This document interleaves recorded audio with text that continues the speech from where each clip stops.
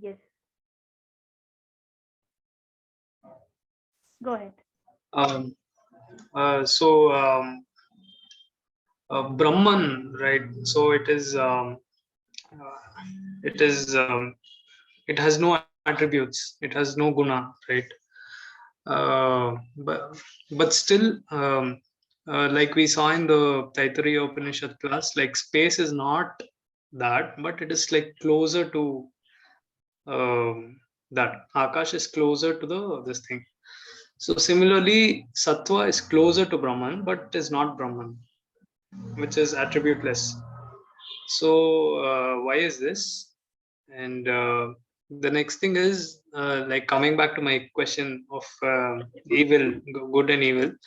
So in all the Puranas, so when you have lot of tamas, right? The Rakshasas, Ravan or Kumbhakarn or the other asuras. So they're they're tamas itself.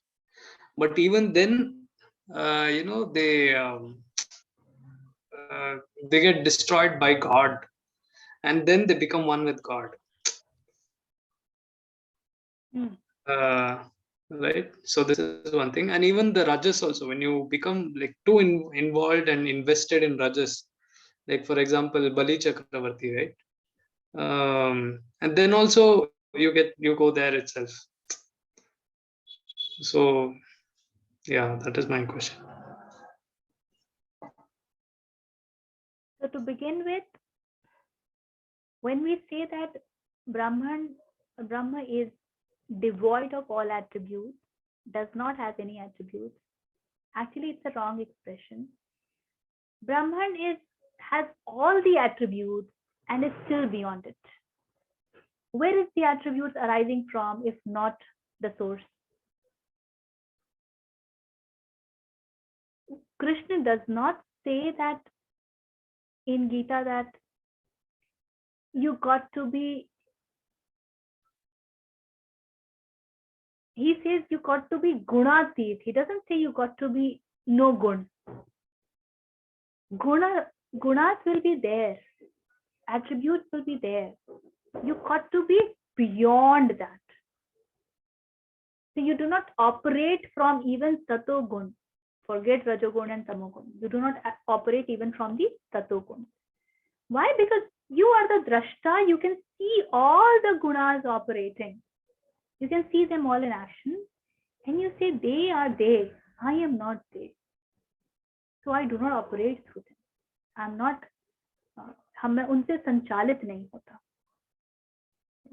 So Brahman is, we say it doesn't have any attribute in the sense that it is beyond all the attributes. So that's the first part. And then the second part, you need to elaborate more, Shreyas. What exactly is the question? Saying that the Rakshas, the demons full of tamogun, they are also destroyed and then they merge with God. Mm. Thing is, Didi, when you explained you gave the answer to my question. You said that evil happens because we forget the source, right? We forget Him. That is why evil happens. But in the Puranas and even in the Jaya Vijaya story, the Dwarpalkas, right? So they say that. In all the three lifetimes of them, like when they were Ravana and Kumbhakarn, or Dantavakta and Shishupal, or Hiranyaksha and Hiranyakashipu. So they're obviously evil, but they never forget him. Even though they're evil, they keep remembering him, right? But the medium is not love, it is hatred and jealousy and anger. So even through that means they reach him. Mm. So this is what I meant when I said that even though you're like full tamas, still you can reach that. See, the first thing is that you got to understand the purpose of Purana. There was a time wherein Veda were very impactful, So the Vedic Yuga, that was the entire Shiksha style. The Gurukul was the one. The time changed and it came to a point wherein people were not willing to understand Veda per se, but stories were more impactful. Those were the times when Puran literally means Purana. That's where it comes from. That's where these Puranas, the different stories of Puranas, they came into existence, because story becomes a very impactful medium for people to understand a lot of things. Now, the stories in Puranas, they cannot be taken literally, is what I understand. People can disagree. Maybe there are people who are scholarly in that. I don't dispute. I don't know. I've not really yet read any Puranas such. But a few stories that I studied along with my master, it really beautifully unveiled a lot of things. Now, Puranas stories again were written or said in a way that they become beautiful indications for people to understand what truth is and what it is to be in the light of truth.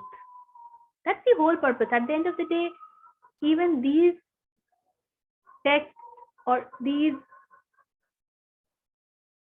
books or whatever you call them, their job is merging into the source, to help you merge into the source. So all the stories have been written in a way that glorifies God wonderfully, and it kind of pulls down the Tamasic characters. So even when they say that he gets moksha despite being hateful towards the Lord throughout his life, there is something in them throughout their life that does not allow them to forget God. And that itself becomes a big reason.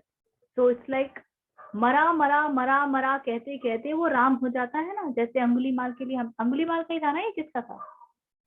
नहीं, Valmiki I think. Valmiki का था. Okay. So you say you are doing the japa of mara mara mara mara mara mara mara mara, and that becomes ram ram ram ram. You are not really willing to say ram, but this transformation happens.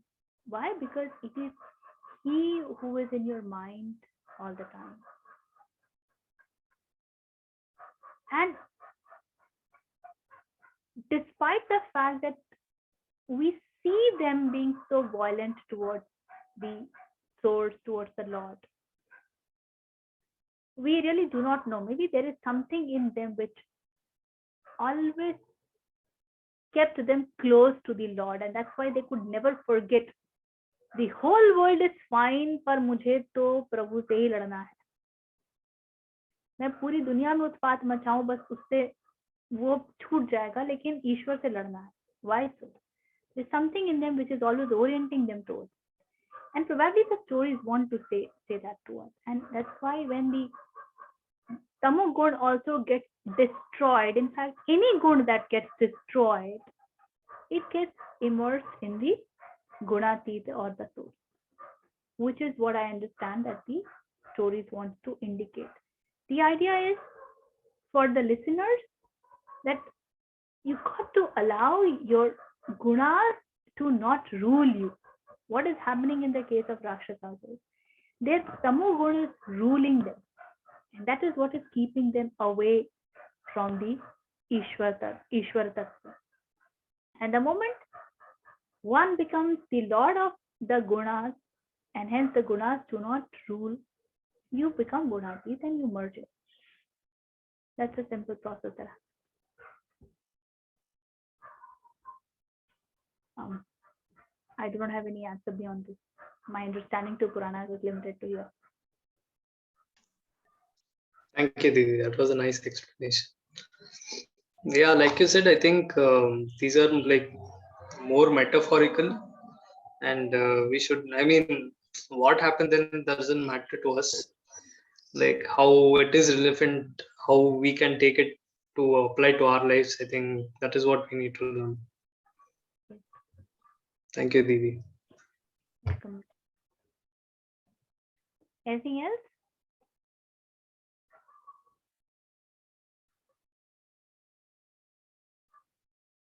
Abhadi?